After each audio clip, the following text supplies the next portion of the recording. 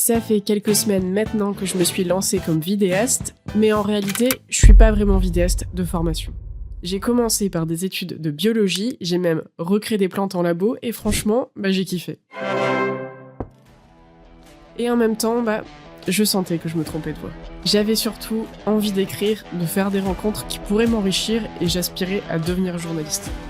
Et je savais que pour m'aider à réaliser tout ça, il fallait que je change d'environnement, que je parte loin physiquement, mais aussi loin de toute forme de pression sociale. Alors j'ai cherché une famille aux États-Unis qui pourrait m'accueillir 1 an, et après quelques refus à cause de mon anglais éclaté, j'ai finalement trouvé la famille. Comme le destin est parfois bien fait, il se trouve que le père de cette famille était lui-même un ancien journaliste, et c'est lui qui m'a encouragé à me lancer dans ce métier. J'ai trouvé une école à Montréal et ça a été plutôt facile au niveau des démarches, si je vous passe la galère pour le prêt à la banque et pour rassurer la famille.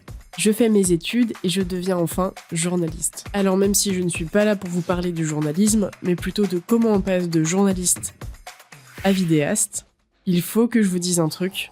Ce métier m'a vite frustrée. Et ça, au plus le temps passait, au plus je me sentais oppressée par la cadence et le besoin urgent de rebondir sur des sujets qui font du clic.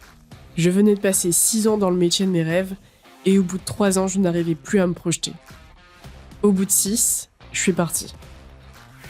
Heureusement, j'ai pris le soin de développer des compétences vidéo durant ces dernières années.